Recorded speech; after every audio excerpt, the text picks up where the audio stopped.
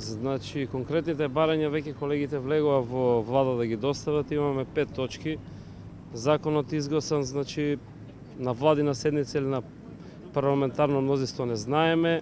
Многу, како да кажеме, на скриен начин, ние не сме запознаени со нивните тотално различни промени во царинење. Значи, ова се случи закон што падна од небо. Еден исти закон постоеше во Македонија веќе 10 години за увоз, моментално е сменен со секоја категорија, со секоја точка.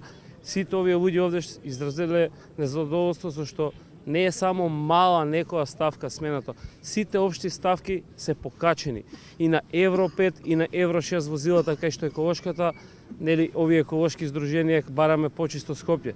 Тие самите треба да знаат дека Евро 5 и 6 возилата не загадуваат, но и на таму давачките се качени и двојно и тројно. Владата не ограничува да возиме возила до 1200-1400 кубици. Во Македонија има традиција на купување на возила.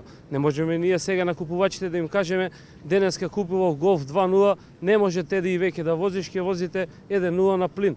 Така да традицијата останува во Македонија. Луѓето што го изгласале законот, треба прво ги прашаат. Луѓето, нас увозниците, што се продава? Не можеме тие да ни нас наметнуваат што да увезуваме. Или овој бизнис ние го затвараме за 2 години, имавме средби со директорот, никакви, нема сенс за нашите разговори со нив, никаков сенс нема.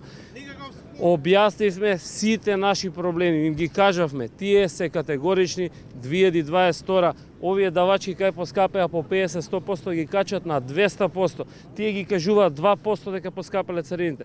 Царините, еве, погледнете на возилата, се поскапени за 30, за 40, за 50.000 денари на возило. Лично вчера имам оцаринено возило што имало царина 500 евра, ја платив 1350.